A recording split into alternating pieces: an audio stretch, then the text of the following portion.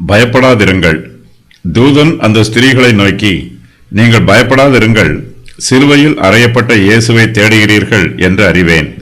கல்லறைக்கு தனிமையாகவும் அமைதியான சூழ்நிலையிலும் வருவதற்கு பயமாக இருக்கும். ஆண்கள் கல்லறைக்கு துணிச்சலோடு சென்றாலும் ஸ்திரீகள் அங்கு செல்வதற்கு பயப்படுவார்கள். இயேசு கிறிஸ்துவின் கல்லறையை பார்க்க வந்த ஸ்திரீகள் கல்லின் மேல் உட்கார்ந்திருக்கும் கர்த்தருடைய தூதனை காண்கிறார்கள்.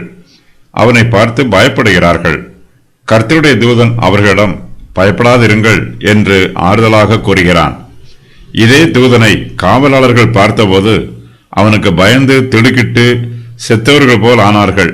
ஆனால் அந்த தூதன் இந்த ஸ்திரீகளை பார்த்தோ பயப்படாதிருங்கள் என்று அன்போடு கூறுகிறான்.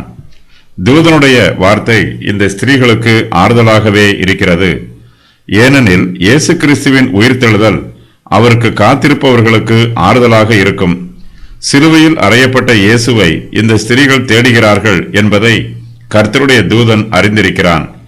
இவர்களை பயமுறுத்துவதற்காக தூதன் வரவில்லை, அவர்களை உற்சாகப்படுத்துவதற்காகவே வந்திருக்கிறான். கிறிஸ்துவை தேடுகிறவர்கள் பயப்பட வேண்டிய அவசியமில்லை. அவரை உண்மையான மனதோடு தேடுகிறவர்கள் அவரை கண்டுகொள்வார்கள். இந்த ஸ்திரீகள் சிலுவையில் அறையப்பட்ட இயேசுவை தேடுகிறார்கள். அவர் சிலுவையில் அறையப்பட்ட போதிலும் இந்த ஸ்திரீகள் அவரை தேடி வந்திருக்கிறார்கள்.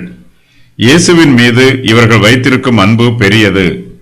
இயேசு கிறிஸ்துவின் மீது உண்மையான அன்பு வைத்து அவரை தேடுகிறவர்கள் சிலுவையில் அறையப்பட்ட இயேசு கிறிஸ்துவின் மீதும் அன்பு கூறுவார்கள். அவர் மீது கூறப்பட்ட குற்றச்சாட்டுக்களை எல்லாம் மனதில் ஏற்றுக்கொள்ளாமல் இயேசுவை மாத்திரமே தங்கள் மனதில் ஏற்றுக்கொள்வார்கள்.